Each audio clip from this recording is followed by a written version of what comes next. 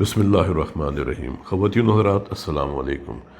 پاکستان کے اندر ایک سب سے اہم بات جو ہم نے دیکھی ہے کہ لوگ اپنے بچوں کی صحت پر توجہ نہیں دیتے، خاص طور پہ وہ والدین جو گاؤں دیہات میں رہتے ہیں۔ وہ شکایت کرتے ہیں کہ ہمیں بخار ہے، ہم سے چلا نہیں جاتا۔ زیادہ تر والدین اگنور کر جاتے ہیں۔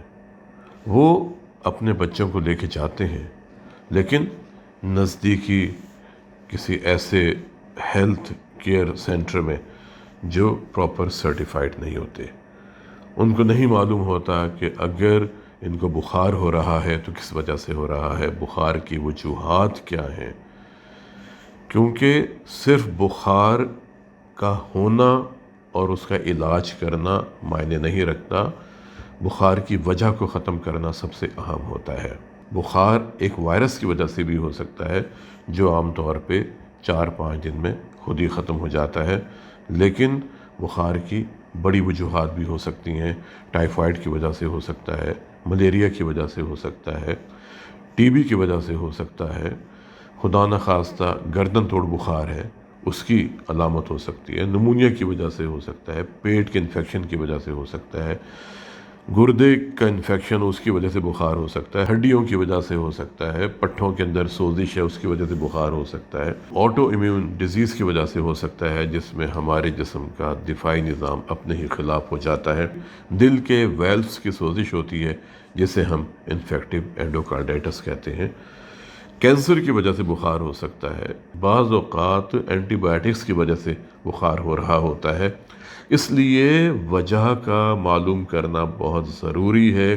میں نے ایک کیس اٹینڈ کیا، یہ ایک لڑکی جس کی عمر تقریباً 26 سال ہے، جب یہ 11 سال کی تھیں تو ان کو بخار ہوا۔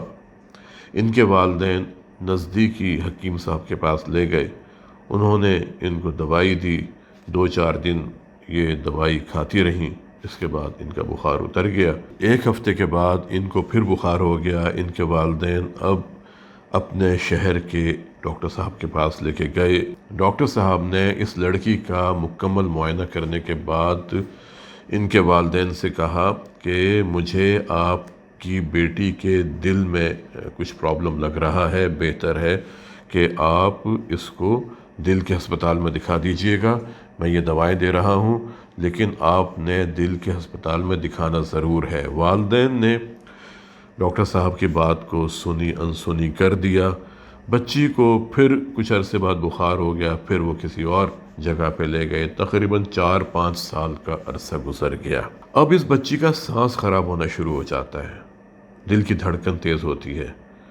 والدین نے سوچا کہ نہیں، ہمیں اب دل کے ہسپتال میں جانا چاہیے۔ جب والدین اس بچی کو دل کے ہسپتال میں لے کے گئے اور اس کا ورک اپ کیا گیا تو معلوم ہوا کہ اس بچی کے دل میں کافی بڑا سوراخ ہے، اور وہ ہے بھی دل کے نچلے پردے میں، جسے ہم کہتے ہیں VSD وینٹریکولر سیپٹل ڈیفیکٹ، اور اس کے ساتھ ایک اور نالی جسے ہم PDA کہتے ہیں، پیٹنٹ ڈکٹس آرٹیریوسس، وہ بھی کھلی ہوئی ہے، وہ بند نہیں ہوئی ہے، اور ساتھ ہی بچی کے پھیپھڑوں کی نالی کے اندر دباؤ بھی زیادہ ہو رہا ہے، اور دائیں طرف کا ویلو جو 3 پردوں کا ہوتا ہے جسے ہم ٹرائیکسپڈ ویلو کہتے ہیں، وہ بھی لیک کرنے لگا ہے۔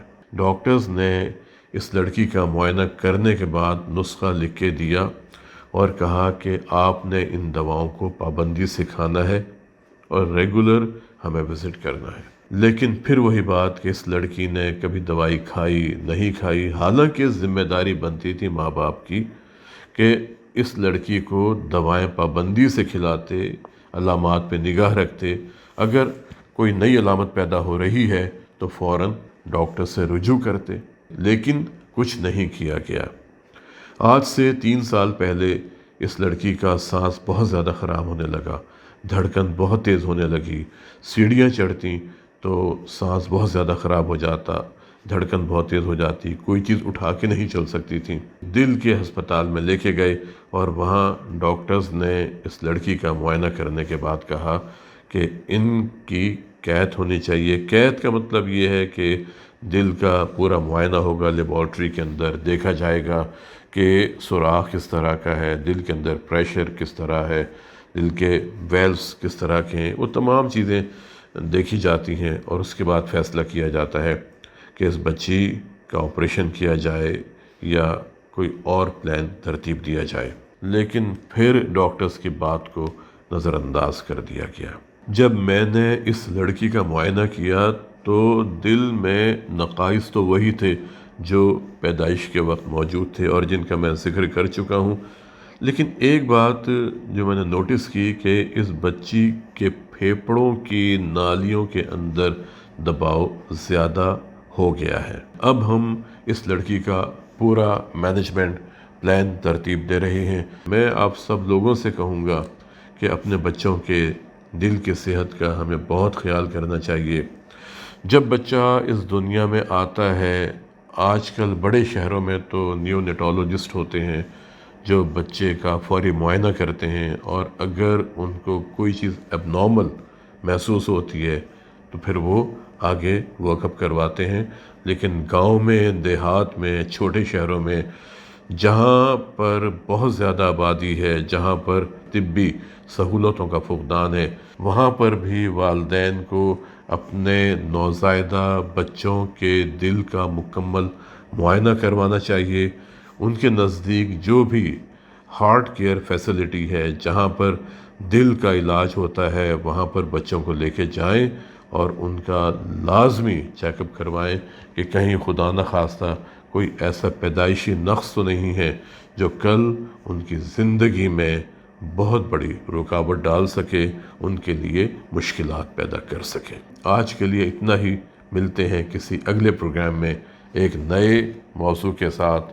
اپنا اور اپنے خاندان کے افراد کے دل کی صحت کا بہت خیال کریں اور کوشش کریں کہ زندہ رہیں ایک مضبوط، صحت مند اور توانا دل کے ساتھ۔